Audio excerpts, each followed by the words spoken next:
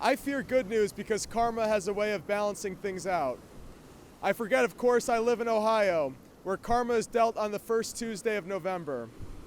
As a new parade of jugglers and clowns march sadly to the State House and Capitol, I fall into a rueful fantasy. What if we just left? I'm not advocating a tactical gear secession movement.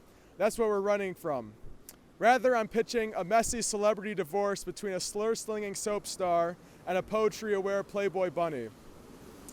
As with any divorce, we must outline why. If general distaste for fascism is insufficient, extreme dislike for the rest of Ohio certainly suffices. It is necessary to dissolve the bonds to a place where it is acceptable to put chili on spaghetti. It is also necessary to limit the amount of Epstein associates that call your home home. With a crystal clear case on why we should be our own state, we come to a natural problem. Who is we? What makes up this poetry-aware Playboy bunny? Our epicenter is Cleveland. We can throw in the burbs and boonies as well, assuming the Villbillies agree to behave.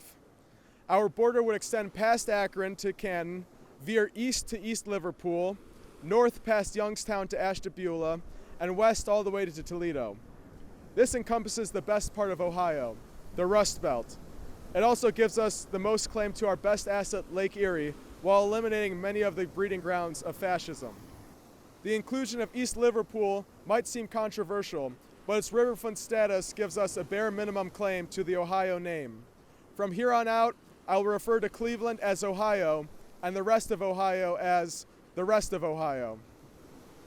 For state symbols, there are a few that need to be divvied. The state flag goes to Ohio. We designed it, it looks kind of cool. The state bird goes to the rest of Ohio. It's a basic bird for a basic state. The state flower goes to Ohio. It was adopted after a political assassination, kind of cool. The state beverage goes to the rest of Ohio. No amount of Bloody Marys can save this horrendous drink. The state fossil goes to Ohio. It's got a funny name, kind of cool. The state historical structure goes to the rest of Ohio. It's a wonderful reminder of the nihilistic qualities of the Midwest. I also propose we divvy claims to certain famous people, regardless of city of origin. Ohio will take George Bellows, Maya Lin, and Roy Lichtenstein in exchange for P.J. O'Rourke, Drew Carey, and Jeffrey Dahmer. Skewed this trade may be, a total of 10 people from the rest of Ohio will notice anything is different. All other differences should be solved by a coin flip, assuming we do the state quarter last. Now that we've outlined our divorce, we must decide if we should stay single or get remarried. Staying single is simple.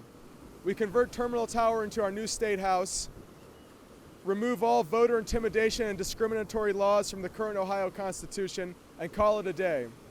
If we decide to get remarried, we have several suitable suitors, each with their pros and cons.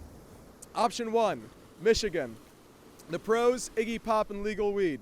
Cons, Michael Moore and car companies. Option 2, New York. Pros, NYC. Cons, Erie, PA. Option 3, Canada. Pros, healthcare. Cons, socialism applies to the dairy aisle as well. Option 4, Moorish occupation. Pros, algebra. Cons, we missed the boat by a couple hundred years. The legal stuff might require a lawyer or something, but if our billboards are worth a damn, we'll be just fine. This, of course, isn't a total put-down of the rest of Ohio. I'm sure there's some diminishing returns of cool in Athens, Cincinnati, maybe even Dayton, and I've heard Ironton is wild. Unfortunately, the blood-curdling domination of OSU frat culture and Ayn Rand bumpkins in Ohio's political output means it's time for us to go. Until the divorce proceedings are underway, I propose a silent protest to show our mutual discontent, flying the state Ohio flag upside down. This will symbolize our turmoil, offer hope for a better future, and elegize the hillbilly elegy.